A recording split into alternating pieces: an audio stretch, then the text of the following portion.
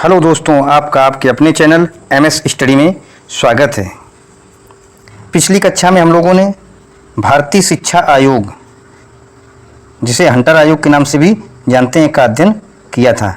आज हम लोग लॉर्ड कर्जन की शिक्षा नीति के बारे में अध्ययन करेंगे। आज की कक्षा हमारी 7वीं होगी कक्षा। पिछली जो 6 क्लासें हो चुकी हैं, जो नए लोग जुड़ रहे हैं वो प्लेलिस्ट में जाकर के देख सकते हैं। उनको वो सारी वीडियो क्लास मिल जाएंगी। उनका नोट्स अच्छे से बनाते चलिए ताकि आपको परीक्षा के समय इसका लाभ मिल सके। और यदि वीडियो आपको अच्छी लगे तो लाइक कीजिए, सब्सक्राइब कीजिए और बेल आइकन को प्रेस कीजिए ताकि जो भी नया वीडियो अपलोड किया जाए सबसे पहले आप तक पहुँचे। तो हम बिना देरी किए अपनी क्लास शुरू करते हैं। लॉर्ड कर्जन की शिक्षा नीति 1904।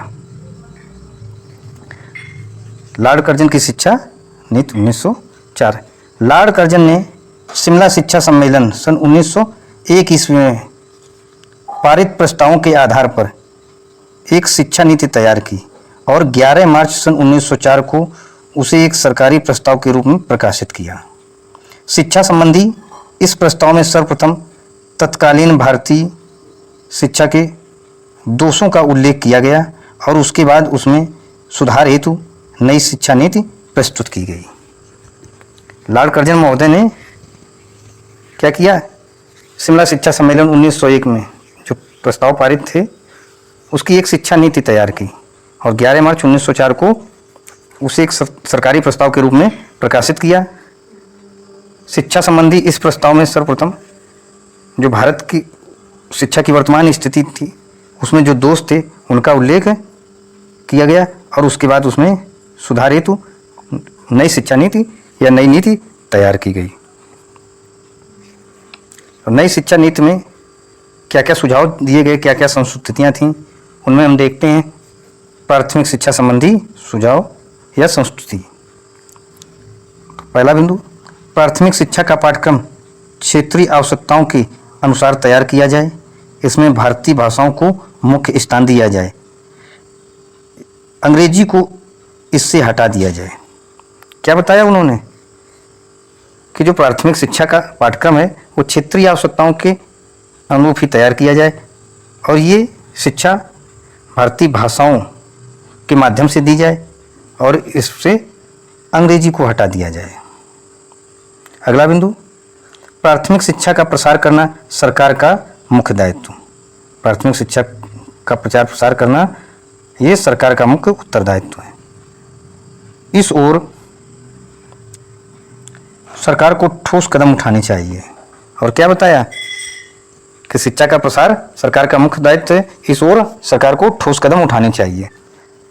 प्राथमिक शिक्षकों को 2 वर्ष का शिक्षक प्रशिक्षण 2 वर्ष का शिक्षक प्रशिक्षण दिया जाना चाहिए या उनकी प्रशिक्षण की 2 वर्ष की व्यवस्था की जाए। इनके वेतन और सेवा शर्तों में भी सुधार किए जाएं। इनकी जो वेतन विसंगतियां हों उनको दूर करके सुधार किया जाए। अगला है शारीरिक व्यायाम अनिवार्य किया जाए और कुछ उपयोगी विषयों को सम्मिलित किया जाए। क्या बताया इन्होंने कि शारीरिक व्यायाम अनिवार्य किया जाए ताकि शारीरिक रूप से स्वस्थ रहें बच्चे, और उपयोगी विषयों को सम्मिलित किया जाए जिससे बच्चे आत्मनिर्भर बन सकें।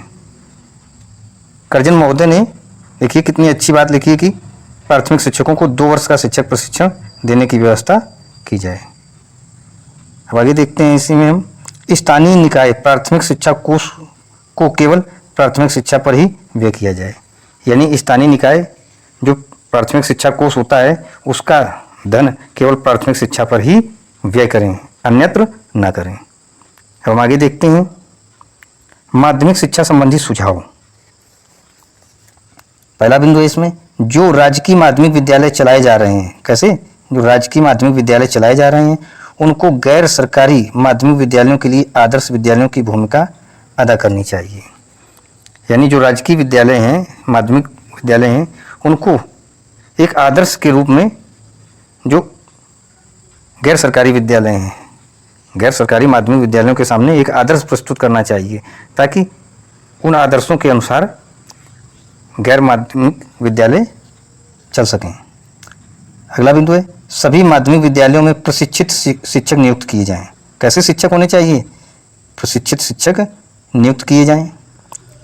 अगर प्रशिक्षित शिक्षक होंगे तो शिक्षा की गुणवत्ता में सुधार होगा।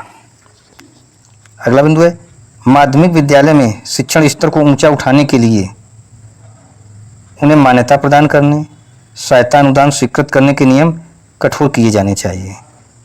क्या बताया कि जब शिक्षा का स्तर हम तभी ऊंचा उठा सकते हैं कि उन्हें मान्यता प्रदान की जाए, यानी मान्यता प्राप्त विद्यालय ही चल सकें और उनमें शिक्षा से संबंधित सभी सुविधाएं मुहैया हों।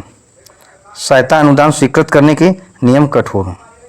जो भी अनुदान दिया जाए या स्वीकृत किया जाए उसके नियम कठोर हों, यानी सारी व्यवस्थाएं अच्छी होनी चाहिए। जो अनुदान दिया जा रहा है उसका सदुपयोग होना चाहिए, उसको विद्यालय और शिक्षा के कार्यों में ही व्यय किया जाए।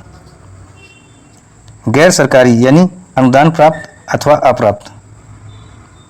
कुछ गैर सरकारी होते हैं लेकिन क्या होता है उनको अनुदान मिलता रहता है और कुछ बिना अनुदान के चलते हैं। सभी माध्यमिक विद्यालयों को सरकार की शिक्षा विभाग से मान्यता लेना आवश्यक हो, यानी चाहे गैर सरकारी अनुदानित हो या बिना अनुदानित हो, माध्यमिक विद्यालय सरकार की जो शिक्षा विभाग होगी उससे उनको मान्यता लेनी ही पड़ेगी, लेना आवश्यक है या कह लीजिए अनिवार्य है।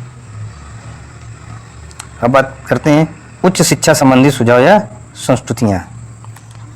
उच्च शिक्षा में बाह्य परीक्षाओं का महत्व कम करके महाविद्यालयों और विश्वविद्यालयों की शिक्षा के स्तर को ऊंचा उठाने के लिए प्रयास किए जाने चाहिए तथा उच्च शिक्षा के विस्तार और उन्नयन के लिए आवश्यक धनराशि बढ़ाई जानी चाहिए।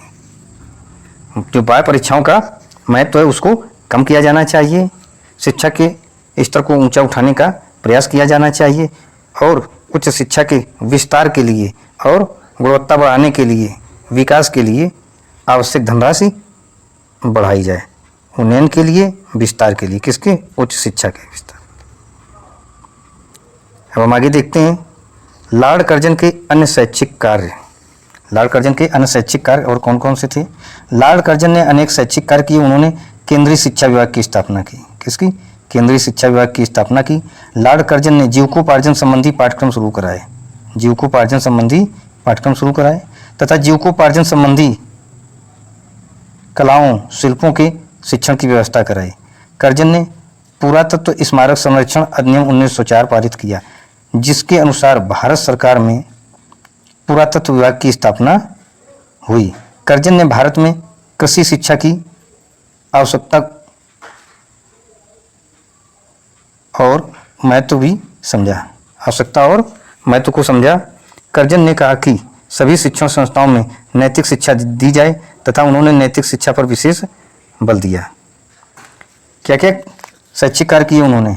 केंद्रीय शिक्षा विभाग की स्थापना की, जीविकोपार्जन संबंधी पाठ्यक्रम शुरू कराए, जीविकोपार्जन संबंधी कलाओं और शिल्पों के शिक्षण की व्यवस्था की।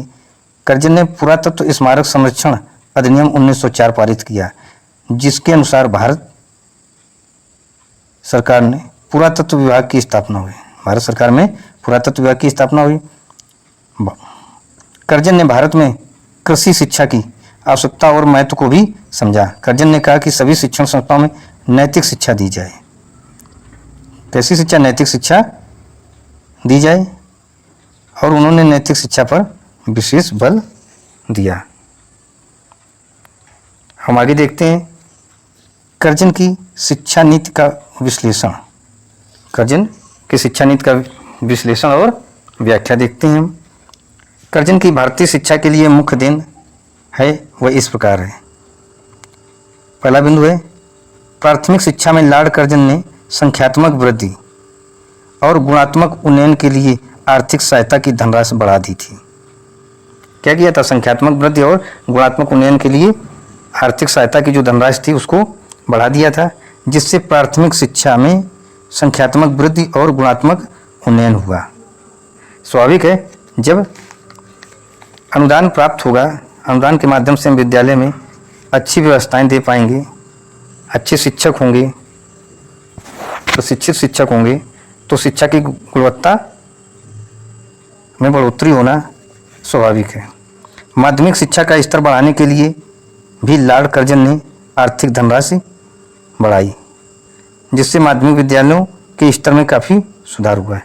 यानी प्राथमिक स्तर में भी उन्होंने धनराशि बढ़ाई और माध्यमिक स्तर में भी क्या किया, आर्थिक धनराशि बढ़ाई, जिससे माध्यमिक विद्यालयों के स्तर में काफ़ी हद तक सुधार हुआ। लॉर्ड कर्जन ने उच्च शिक्षा के क्षेत्र में भी काफ़ी सुधार किए तथा भारतीय विश्वविद्यालय अधिनियम 1904 को लागू किया। और क्या किया उन्होंने, उच्च शिक्षा के लिए भारतीय विश्वविद्यालय अधिनियम 1904 को लागू किया। तो आज हम देख रहे थे, पढ़ रहे थे लॉर्ड कर्जन की शिक्षा नीति 1904। यदि वीडियो आपको अच्छा लग रहा हो तो लाइक कीजिए, सब्सक्राइब कीजिए और बेल आइकन को प्रेस कीजिए तथा इसके नोट्स बनाते चलिए। परीक्षा में ये बहुत ही काम आएंगे।